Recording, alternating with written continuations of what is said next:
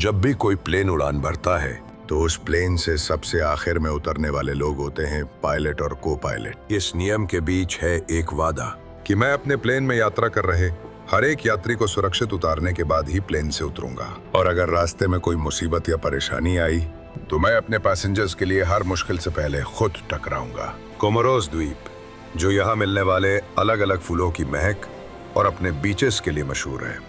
ये सुबह बिल्कुल रोज जैसी थी। बच्चे बीच पर खेल रहे थे, टूरिस्ट फोटो खींच रहे थे, मछुआरे अपनी नावें तैयार कर रहे थे। पर अब ये सब बदलने वाला था, और ये सुबह उस द्वीप पर रहने वालों के मन में एक भयानक इतिहास बनने वाली थी, क्योंकि अचानक आसमान से कोई चीज एक गरज के साथ नीचे आ रही थी।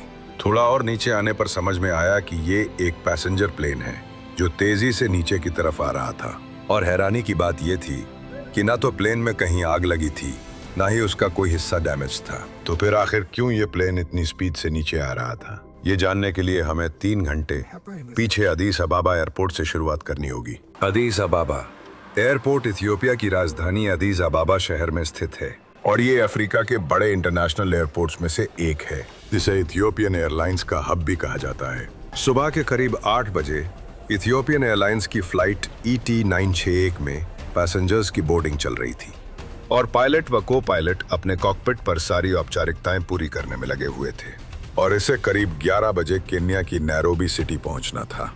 उस दिन इस प्लेन के कैप्टन थे 42 वर्षीय लियुल अबाते, जिनके पास 11,500 घंटे का फ्लाइंग अनुभव था।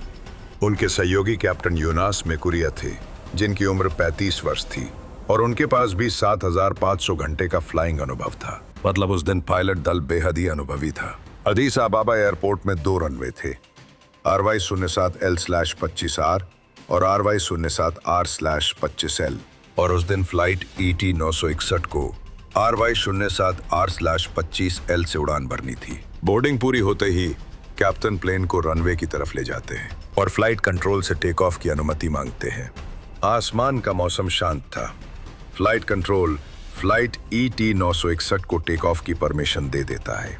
क्लियरेंस मिलते ही कैप्टन ने थ्रॉटल को आगे बढ़ाया। दोनों इंजन चालू हो गए और विमान ने रनवे पर स्पीड पकड़ ली। कुछ ही सेकंडों में प्लेन V1 स्पीड तक पहुंच गया, वो क्षण जहां से अब टेक ऑफ तय हो जाता है। जैसे ही ये स्पीड पार हुई, कैप्टन ने कंट्रोल खींचा और प्लेन की नाक ऊपर उठ गई। विमान हवा में उठा, लैंडिंग गियर भीतर समा गए और फ्लाइट सीधी आसमान की ओर बढ़ चली। जैसे ही विमान स्थिर ऊंचाई पर पहुंचा, पायलट ने सीट बेल्ट साइन ऑफ कर दिया। इसका मतलब था कि अब पैसेंजर्स अपनी सीट बेल्ट खोलकर आराम से सफर का आनंद ले सकते हैं। आज इस प्लेन में 163 पैसेंजर्स और 12 क्रू मेंबर्स, यानी कुल 175 लोग ट्रैवल कर रहे थे, और इनमें कुछ जाने माने नाम भी थे।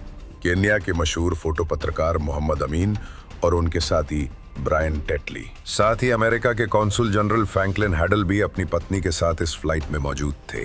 क्रूजिंग ऊंचाई पाते ही केबिन में एयर होस्टेस ने अपनी जिम्मेदारी संभाल ली और पैसेंजर्स को प्री बुक मील सर्व करना शुरू कर दिया। कोई खिड़की से बाहर बादलों के नजारे देख रहा था, कोई आराम से अपनी ट्रे टेबल पर खाना खोल रहा था, कुछ लोग अखबार पढ़ने लगे, बच्चे सीटों पर खिलखिलाकर हंस रहे थे और माहौल बिल्कुल सामान्य लग रहा था। अचानक पीछे की सीटों की तरफ से 3 युवा जो अलग अलग सीटों पर बैठे थे खड़े होते हैं और जोर जोर से चिल्लाते हैं, इट्स अ हाईजैक। जब तक क्रू का ध्यान पीछे की सीटों की तरफ गया, हाईजैकर्स ने अपने हाथ में एक बोतल सी चीज निकाल ली।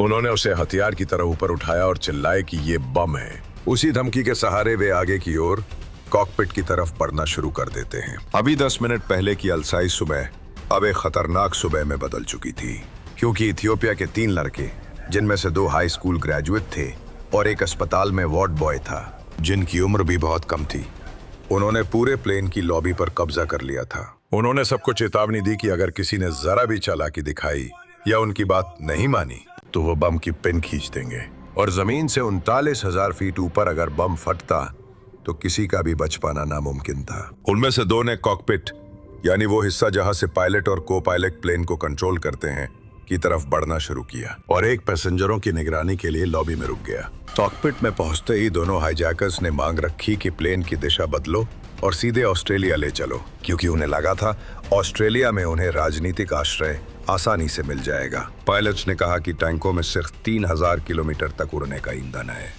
जबकि ऑस्ट्रेलिया की दूरी 11,000 किलोमीटर थी। यानी ये मांग किसी भी हाल में पूरी नहीं हो सकती थी। जब हाईजैकर्स ने ऑस्ट्रेलिया जाने की जिद की तो कैप्टन ने उन्हें समझाने की कोशिश की, लेकिन हाईजैकर्स इस हकीकत को मानने के लिए तैयार ही नहीं थे। इस प्लेन ने अदीस अबाबा इथियोपिया से उड़ान भरी थी और इसका पहला स्टॉप 3.5 घंटे बाद नायरोबी कीनिया था। फिर इसे कॉन्गो, उसके बाद नाइजीरिया और अंत में आइवरी कोस्ट पहुंचना था। ये पूरा सफर लगभग 5,000 किलोमीटर का था। लेकिन प्लेन को हल्का रखने के लिए उस दिन सिर्फ पहले स्टॉप नैरोबी केन्या तक का ही ईंधन भरा गया था। वहां पहुंचने के बाद दोबारा फ्यूल भरने की योजना थी, मगर हाईजैकर्स ने सिर्फ इन फ्लाइट बुकलेट पढ़कर ये मान लिया कि पायलट झूठ बोल रहा है।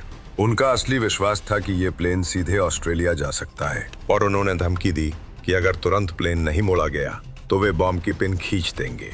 और अब 163 पैसेंजर्स की जिम्मेदारी पायलट के कंधों पर थी, क्योंकि हाईजैकर्स बात समझने को तैयार नहीं थे और कॉकपिट पर लगे मीटर कैप्टन को साफ साफ इशारा कर रहे थे कि ऑस्ट्रेलिया जाना पॉसिबल नहीं है। पर अब पायलट्स को ऐसा कुछ करना था जिससे हाईजैकर्स को लगे कि पायलट्स ने उनकी बात मान ली है और ये खतरा कुछ देर के लिए शांत हो जाए। पायलट ने हाईजैकर्स को बोला कि हम लोग ऑस्ट्रेलिया की तरफ मुड़ रहे हैं और जब प्लेन मुड़ेगा तो टर्बुलेंस होगा। उससे बचने के लिए वो लोग कॉकपिट पे लगी एक्स्ट्रा चेयर पर बैठ जाएं।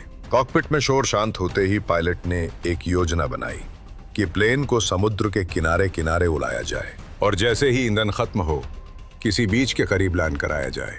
इससे रेस्क्यू ऑपरेशन आसान होगा और इस प्लान को एग्जीक्यूट करने के लिए उन्हें सबसे सही जगह लगी कोमोरोस द्वीप। अफ्रीका और मेडागास्कर के बीच एक छोटा सा द्वीप समूह आज 175 लोगों की जिंदगी बचाने की जंग का साक्षी बनने वाला था। केबिन में इस बीच सन्नाटा छा गया। किसी ने सिर झुका लिया, कोई खिड़की से बाहर देखने लगा। केबिन क्रू की आंखों में पेशेवर संयम था, लेकिन हर कदम सोच समझ कर उठ रहा। किसी को भरोसा दिलाने के लिए शब्द चुनना, किसी को पानी देना, किसी को बस बैठने का इशारा। यात्रियों के लिए समय अब घड़ी की टिक टिक से नहीं बल्कि दिल की धड़कनों से चल रहा था। हर धड़कन एक सवाल, आगे क्या। अब प्लेन कोमोरोस की तरफ मुड़ चुका था और हाईजैकर्स जो अनपढ़ थे उनके हिसाब से यही रास्ता ऑस्ट्रेलिया जा रहा था। अचानक टेक ऑफ के 3 घंटे बाद कॉकपिट की शांति फिर से टूटी और इस बार ये आवाज फ्यूल मीटर से आ रही थी, लो फ्यूल कैशन, और इसके साथ एक इंजन बंद हो गया। अब प्लेन को उड़ाने की जिम्मेदारी केवल एक इंजन में टिकी थी। कॉकपिट में बैठे दोनों हाईजैकर्स पहला इंजन बंद होते ही बाहर निकल गए और जाकर तीसरे हाईजैकर से बात करने लगे। अब प्लेन एक इंजन से उड़ रहा था।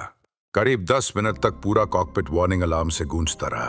पायलट और को पायलट प्लेन को उस एक इंजन के सहारे संभालने की कोशिश कर रहे थे, लेकिन तभी दूसरा इंजन भी बंद हो गया। यानी टेक ऑफ के लगभग 3.5 घंटे बाद दोनों इंजन बंद हो चुके थे और प्लेन पूरी तरह से हवा में एक ग्लाइडर बन चुका था। दूसरा इंजन बंद होते ही पहले कैप्टन ने माइक उठाने के बारे में सोचा ताकि पैसेंजर्स को हालात की जानकारी दी जा सके। तभी दोनों हाईजैकर्स कॉकपिट में वापस आ गए और पायलट से माइक छीन लिया ताकि पैसेंजर्स को असली हालात का पता न चल पाए और कैबिन में और ज्यादा पैनिक फैल जाए। अब ये प्लेन उड़ता जहाज नहीं रहा, ये एक भारी भरकम ग्लाइडर बन चुका था, करीब 100 टन का, जो सिर्फ हवा के भरोसे चल रहा था। आपातकाल में बिजली बनाए रखने के लिए रैम एयर टर्बाइन यानी एक छोटी प्रोपेलर खुलकर हवा से घूमने लगी ताकि जरूरी उपकरण जैसे एटीट्यूड, एयर स्पीड और प्राइमरी कंट्रोल्स चलते रहें। लेकिन ये कोई चमत्कार नहीं था, बस थोड़े समय की मोहलत थी, समाधान नहीं। अब वो समय आ चुका था जिसका प्लान पायलट ने हाईजैक की शुरुआत में ही बना लिया था, प्लेन को किसी बीच के पास लैंड कराना। उधर एयर होस्टेस ने हालात को समझते हुए पैसेंजर्स को अपनी लाइफ जैकेट पहनने का आदेश दे दिया, जो पानी में लैंडिंग के समय पहननी होती है। पर एक समस्या थी, दोनों इंजन बंद हो चुके थे और प्लेन की इमरजेंसी पावर अब सिर्फ जरूरी चीजों के लिए थी, जैसे बेसिक फ्लाइट कंट्रोल, एटीट्यूड और एयर स्पीड। इसलिए फ्लैप्स, जिनका काम स्पीड को कंट्रोल करना और लैंडिंग के समय एयर प्रेशर को संभालना होता है, उनकी पावर भी बहुत सीमित थी। और दूसरी समस्या थी कॉकपिट में बैठे हाईजैकर्स, जिनको ये लगने लगा कि पायलट जानबूझकर ये सब कर रहे हैं और प्लेन को अफ्रीका में ही लैंड कराने की कोशिश कर रहे हैं। इसी शक में हाईजैकर्स ने फिर से पायलट से झगड़ना शुरू कर दिया। प्लेन को पानी पर उतारना पायलट के लिए सबसे मुश्किल काम था, क्योंकि अगर 100 टन के जहाज को सही एंगल और सही स्पीड में नहीं उतारा गया तो या तो प्लेन सीधा पानी में धंस जाएगा या फिर टकराते ही ब्लास्ट कर सकता है। और उस दिन ये और भी मुश्किल था क्योंकि माहौल में धमकी, घबराहट और समय की कमी थी। प्लेन नीचे पानी की सतह के पास था। पायलट उसे लहरों के पैरेलल करने की कोशिश कर रहे थे ताकि जैसे ही प्लेन पानी को छुए वो फ्लोट करना शुरू कर दे। लेकिन उसी समय कॉकपिट में मौजूद हाईजैकर्स ने को पायलट के साथ हाथापाई शुरू कर दी और पायलट के हाथ का संतुलन बिगड़ गया और जैसे ही बाया विंग पानी से टकराया, प्लेन अब पानी में था। इंजन, जिनका काम जमीन से प्लेन को ऊपर उठाकर हवा में ले जाना होता है, अब पानी में बाल्टी की तरह काम करने लगे और पानी पकड़ लिया। उसी पल प्लेन ने अपना संतुलन खो दिया।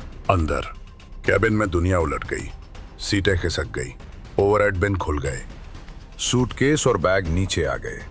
लोग गिरते पड़ते दरवाजों की तरफ भागने लगे। तेज और ठंडा पानी इंजन के रास्ते प्लेन के अंदर घुस गया। सालों से सुनते आ रहे सुरक्षा नियम उस दिन पैसेंजर्स को पहली बार सच में काम के लगे और शायद इसी जल्दबाजी में उन्होंने सबसे बड़ी गलती कर दी। लाइफ जैकेट्स को प्लेन के अंदर ही फुला लिया, जबकि नियम साफ था कि जैकेट्स को अंदर सिर्फ पहनना होता है, फुलाना नहीं। अचानक इस दौड़ भाग की वजह से प्लेन पानी के अंदर डूबना शुरू हो गया और केबिन में पानी कंधों तक घुस गया, क्योंकि जैसे ही जैकेट फूलती है वो आपको पानी के ऊपर धकेलना शुरू कर देती है और बाहर निकलने के लिए रास्ता और मुश्किल बना देती है। जो लोग घबराहट में जैकेट अंदर ही फुला बैठे, वे दरवाजों तक पहुंचने के संघर्ष से हार गए। शोर अचानक बदल गया। इंजन की लगातार गूंज की जगह अब टकराहटें, चीखें और पानी के घुसने की आवाजें थीं। हर सांस एक रणनीति बन चुकी थी। किस तरफ जाना है, किस कुंडी को पकड़ना है, किस दरार से निकलना है। और अब पायलट का वो फैसला लोगों की जिंदगी बचाने वाला साबित हुआ, क्योंकि बीच पर मौजूद मछुआरे, टूरिस्ट और स्थानीय लोग ये देखते ही अपनी नावें पानी में उतार लाए और बिना किसी देर किए रेस्क्यू में लग गए। और स्थानीय लोग और मछुआरे जिन्होंने कभी कोई रेस्क्यू ट्रेनिंग नहीं ली थी, ना उन्हें कोई नियम पता थे, उन्होंने पैसेंजर्स को सुरक्षित निकालने में अपनी जान लगा दी। उथला पानी मलबे को सतह के पास रखता था, नावों को दिशा देता था और खोजबीन को तेज करता था। पास के रिजॉर्ट के लोग प्राथमिक उपचार लेकर आए। किसी की त्वचा पर समुद्री नमक से जलन थी तो उस पर कपड़े डाले गए। जिन्हें ठंड ने जकड़ लिया था उन्हें गर्माहट दी गई और जिनकी आंखों में सिर्फ खालीपन था उन्हें शब्दों से हिम्मत दी गई। दोपहर ढलते ढलते आंकड़े साफ हो चुके थे। विमान में कुल 175 लोग थे, 163 यात्री, 12 क्रू और 3 वही युवक जिन्होंने इसे यहां तक पहुंचा दिया था।